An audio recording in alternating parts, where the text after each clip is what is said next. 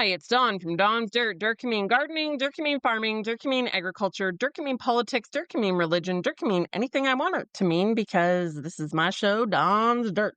So welcome here today. I'm talk today about a little bit of a heavy topic. The topic is, what are you going to do if shit hits the fan?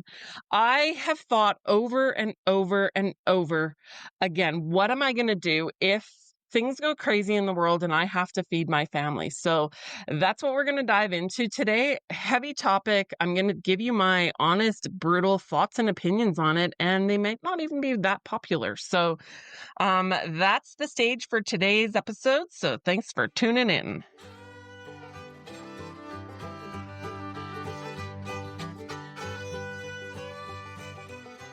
So I want to start off by sharing a little story. When COVID hit, I had people coming to my booth at the farmer's market. I had a lot of vegetables and I had a lot of eggs and chickens and all that.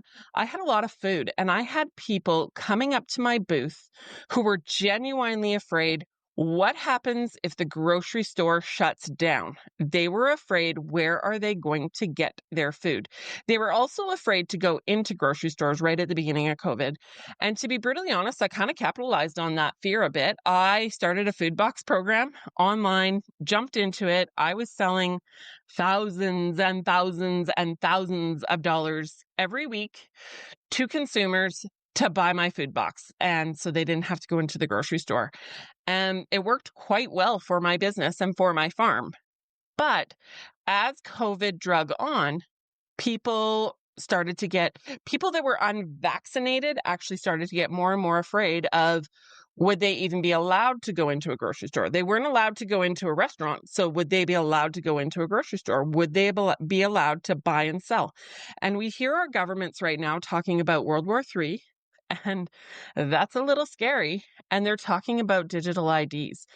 And what is going to happen when you choose not to comply? I mean, I'm a Christian girl, so there might be the mark of the beast one day, and I won't take it. And what will I feed my family? These are very real fears that I have. And when I moved off my farm, when I sold my farm, my biggest fear moving off my farm was, what will I feed my children in an emergency? In the case that, society collapses, what will I feed my kids?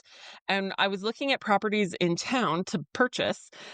And every time I went and looked at a property, I didn't care about how many bedrooms it had. I didn't care about, what the kitchen looked like. I didn't care about what the flooring looked like or the fixtures.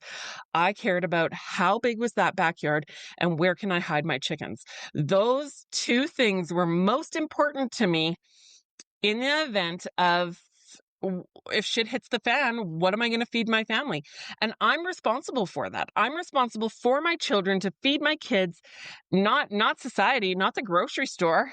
It's me. I'm responsible. So that's why I'm doing this episode today, because are you taking responsibility for your own family in the event of shit hitting the fan? I can tell you this. If I had $1 for every time someone said to me, "Oh, Dawn, I'm not worried, I'm just going to come to your house," I'd be a freaking millionaire. I would have so many people coming to my house thinking that I'm going to feed them, and I can't. When I had my farm, I could. I told people, come to my farm, I'll feed you, we'll figure it out. I have less than 1 acre of land right now. I'm making $30,000 off of it. I can teach you how to do that too, but I have enough for my family, my children, maybe a couple of my close friends and family, but that's it. So don't come to my farm. Don't come to me in the case of an emergency and think that I'm going to feed you. How I can help you is, I can help you right now to prepare.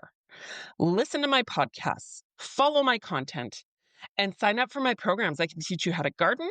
I can teach you how to do farm to table sales. I can teach you about chickens. I can teach you even how to find a farmer and support them. Don't come to my house. I can't do it for you. I can do it for you now. I can't do it for you then. Be prepared for yourself. I can't do it for you. Sometimes I feel like the little boy that cried wolf. I have been calling out our food system for over 10 years now. I have been saying, in the name of health and safety, bureaucracy, government, climate change, grocery store rhetoric, all of the above, that at some point our food system is going to be a dictatorship. And if you don't want to be in that dictatorship, you're going to have to take steps to be outside of that dictatorship. And that starts now. That doesn't start when the dictatorship starts, because you're screwed then. Point blank, you're screwed then. So take steps now.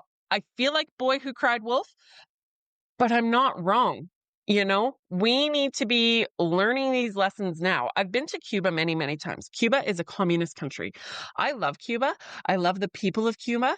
I love the black market in Cuba. That's where I've learned how to do a lot of things, is in Cuba.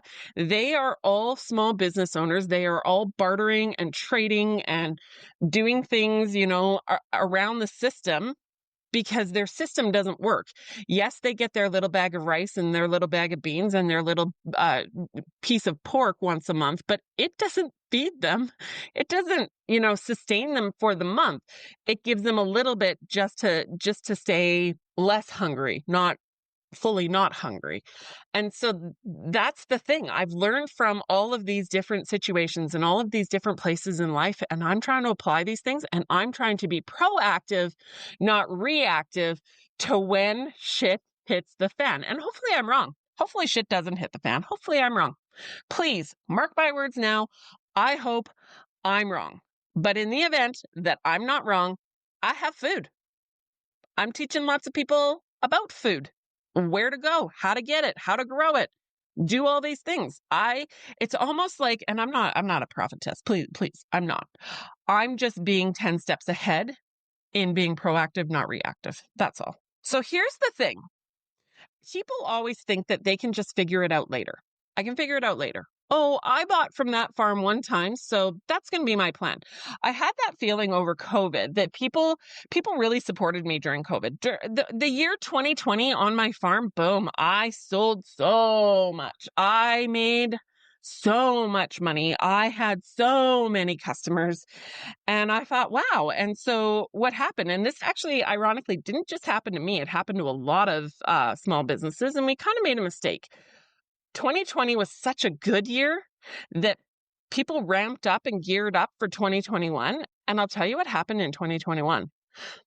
People went back to their old habits. In 2021, 2022, and 2023, people went back to their old shopping habits. They just went back to the good old grocery store. The good old grocery store is always there. I see people, even freedom people, going online. I see people, freedom people, going online and saying, well, I just went to the grocery store. I just went to the grocery store. I just went to the grocery store. If you actually are a freedom person, you're going to be taking steps now for just in case, to be prepared.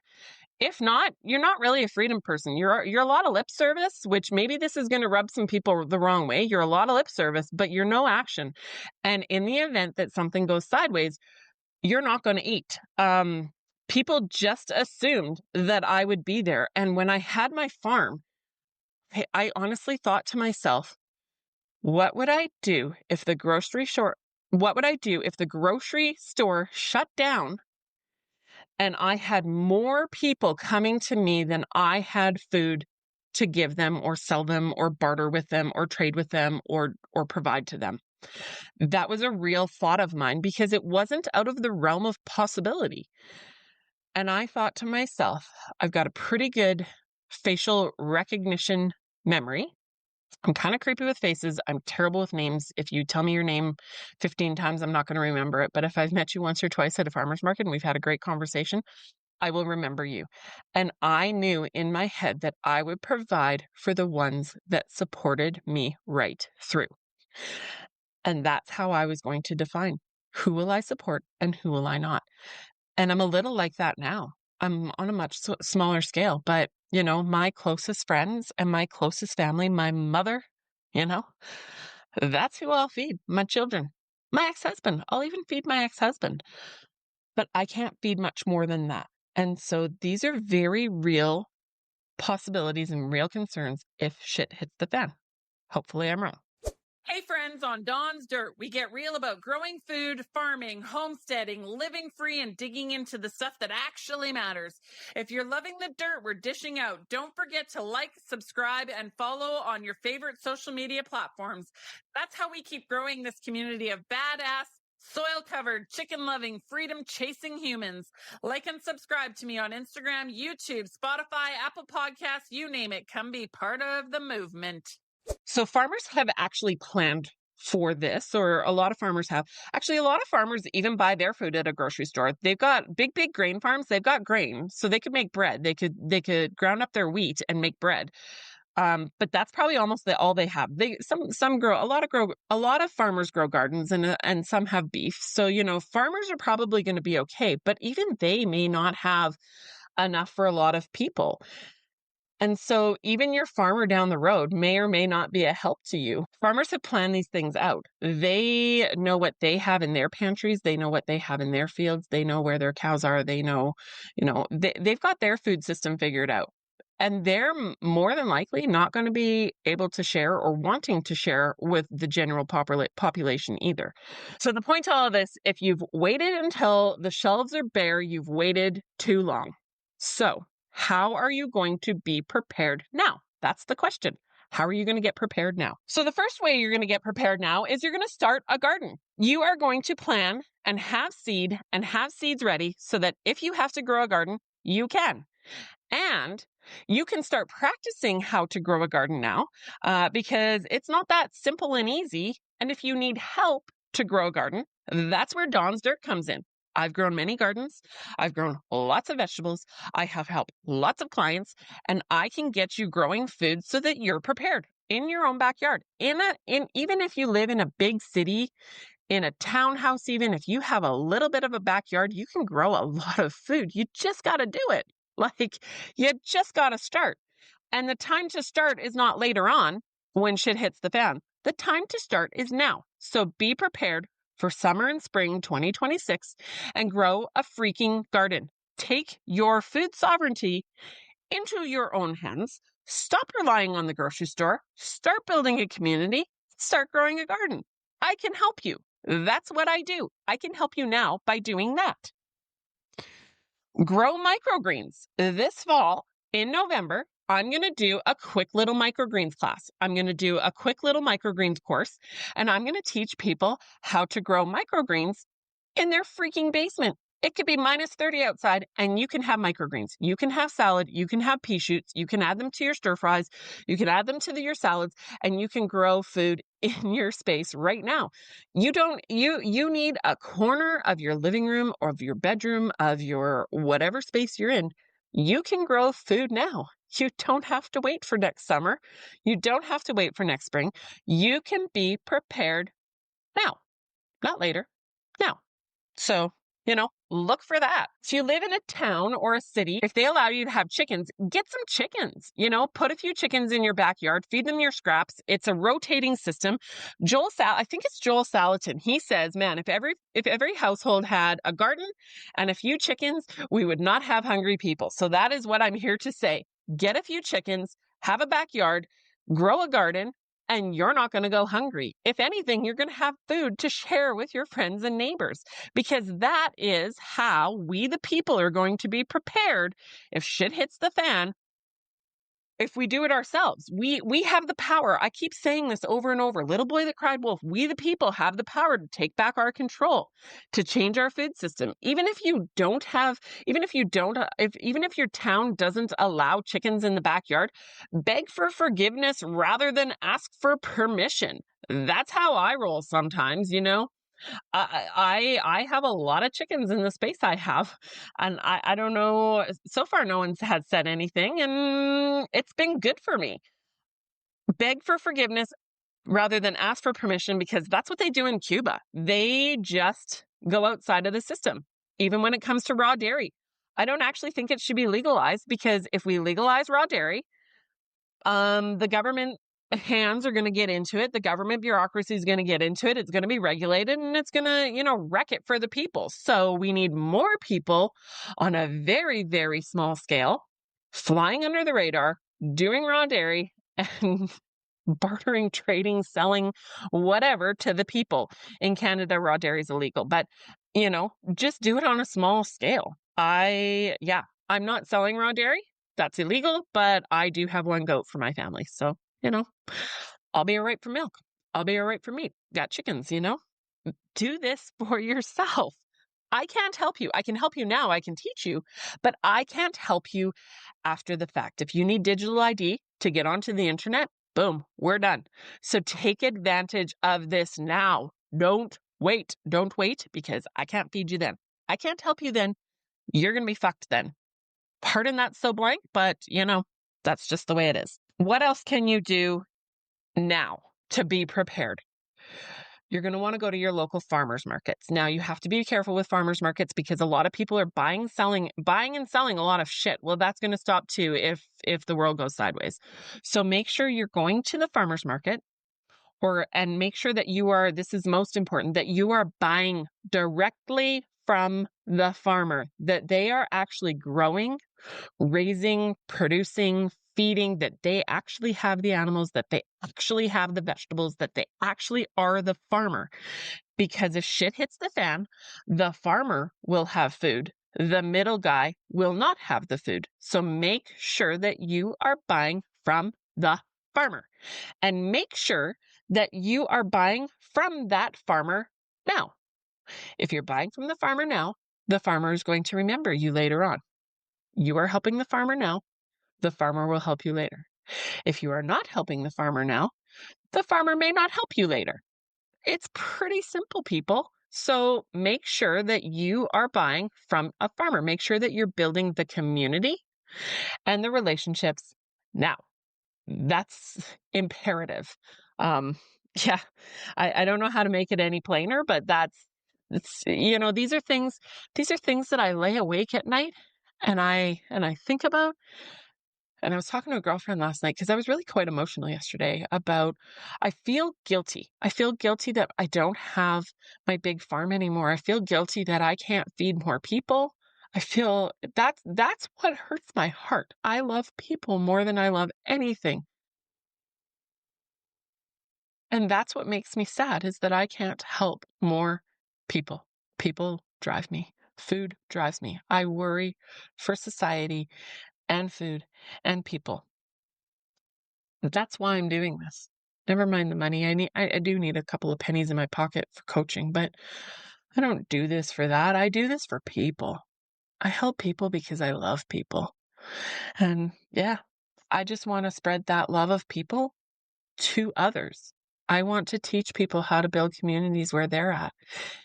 I've said it over and over. If you give a man a fish, he eats for a day. But if you teach a man a fish, he eats for a lifetime. So that's where it's at. Let's build more fishing ponds. So by building a local community and a local network and doing this now, you will be prepared. It's just that simple. And the community is how we are going to feed one another if shit hits the fan. Community, friends, and neighbors are the most important part in a crisis. And like I said, I was talking to this friend last night and she was saying, Dawn, maybe this is what society needs. She kind of turned the perspective and I was like, oh, oof, that's deep. She said, maybe we need a crisis. Maybe we need something to really go sideways on us so that we'll pull back into community. Back in the, early 1900s, 1800s, 1700s, you knew your community. You worked with one another. You knew your friends and neighbors. There was a butcher, baker, and candlestick maker. So whereas now we're so disconnected from everybody. We don't even sometimes know our neighbors on the either side of our house. Are they an ally or are they a threat? We don't even know because we don't talk to them. So we can take steps to build community now, to build relationships now, to grow and, give away your free zucchini that you grew too much of. That's where it's at now. This is things that we can be doing now. Because in a crisis, your community is going to matter. Who you surround yourself with is going to be of the utmost importance in a crisis. So if you don't have land, like I said, buy at local farmers markets, buy directly from your farmers markets. Join a CSA. Do you know what a CSA program is? Community supported agriculture. It's where you pay the farmer a little bit of money. You're basically partnering with that farm. You're a superhero to that farm if you buy a CSA box from a farmer because you are joining their team. You are partnering with that farm. And yeah, buy a box or sell a box. If you've got land right now, you are sitting on a gold mine. If you have an acre, 2 acres, 10 acres, 160 acres, 4,000 acres, you are the key to our food system. Grow what you can in the space you have, and then start your own farm to table business. That's how we're going to do this. The more we can buy from farmers now, as well as later, but the more we can do this and practice this program or practice, the more we can do this and practice what we preach now, the easier the transition is going to be later when shit hits the fan and the grocery stores run out of everything. I think grocery stores have 72 hours worth of food. And if things go crazy, you see the shelves run out instantly. So, whereas your farmer, they've still got a steady supply of tomatoes. They still got a steady supply of beef. They've got still a steady supply of chicken, That's real food. And so join those farmers now or become a farmer yourself on a small scale. Like I said, I've done about 30 grand worth of sales off this small space this year. Maybe 25, something like that. But I've sold a lot of food to people this summer, and I teach people how to do that. So just do it. Don't hold back. Don't wait. Don't think, oh, maybe in the future. Start now. Now's the time to start. Are you sitting on a farm or homestead that could be making you real money? Tired of guessing on how to market your products? I owned a 36,000 square foot greenhouse. I ran 2 farm to table stores. I had 30 people on payroll. I brought in $2.5 million in gross revenue in 2020, selling farm goods directly to customers. Now I teach farmers and homesteaders how to make money and save money off the land they already have. Whether you're selling eggs, beef, produce, baked goods, or anything in between, if you want to get into direct marketing and grow your sales, I'm the girl for you. Stop leaving money on the table and start putting it into your bank account. Join me at Dawn's Dirt Business Coaching and let's make your farm pay you back. So if you're a farmer today and you're listening to the program, I want you to think about this question. Who will you choose to feed if shit hits the fan? How will you protect your farm? How will you protect your food? How will you decide who you will take under your care and who you won't? And what will you do if the grocery store shuts down? Because I'll tell you right now, the city people are all going to come out. They're going to be looking for the cows. They're going to be looking for the grains. So how can we do this? How can we in communities keep our communities safe from the millions of people that are unprepared, the millions of people that may be starving? What are you going to do to mitigate that? You can feed a lot of people. If you have a large cow herd, you can feed a lot of people. So how will you do this? How will you start this process now? How will you build your communities now? Because the other thing, farmers, is it comes back to you as well. When I thought to myself, I will have people out to my farm, I was also thinking an army. If people came out to my farm, I could feed them, but they are also my army, and they would protect our farm then. People need each other. As much as we think we don't, people need one another, especially in a crisis. And so farmers, what are you doing to prepare your farm in case, hopefully I'm wrong, World War III breaks out, shit hits the fan? How will you protect your farm and your food? What kind of person will you be? That's another question. What kind of person will you be if digital IDs hit the fan? If, you can't buy, sell, trade, will you feed someone that's hungry? One thing I can't do is I can't walk past someone holding a sign in any town, city, or any place I've ever been. If someone is asking for food, I cannot walk past them without helping them. Now, I don't just give them money because I'm just being a little judgy there, but I'm not sure that the money will buy them food. But I've bought food for lots of people. If someone's hungry, feed them. That's a biblical command, even. Like, someone saying that they're hungry, give them food. So we need to be prepared for these things. What type of person are you going to be? What kind of ethics are you going to have if shit hits the fan and you have food and someone else doesn't? I mean, that's why it breaks my heart that I won't have enough food for people, because I just don't have it right now. I don't have it right now. Having said that, I do have a lot of seed banked, and I could build an army real quick to feed, but don't come to my house, because in the immediate aftermath, I don't have enough food.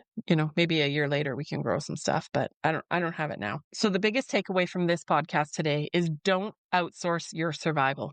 You need to take your survival and your preparedness into your own hands and into your own community.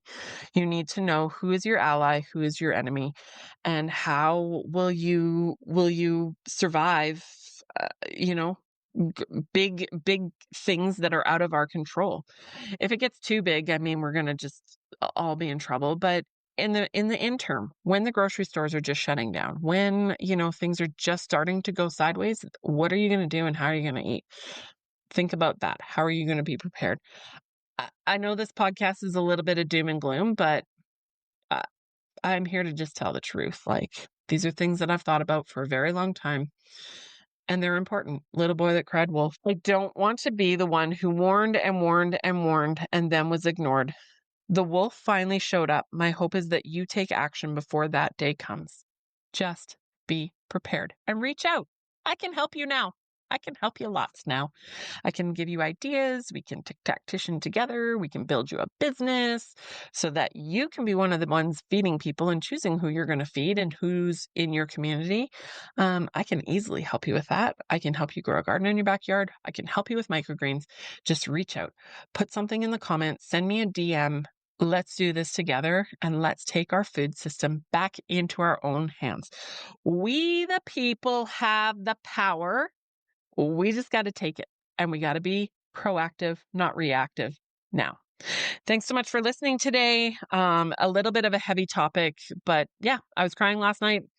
This was on my heart, so I thought I'll just throw a podcast out there about it. So thanks for listening. Thanks for tuning in. Thanks for being on the John's Dirt team. And please let me help you.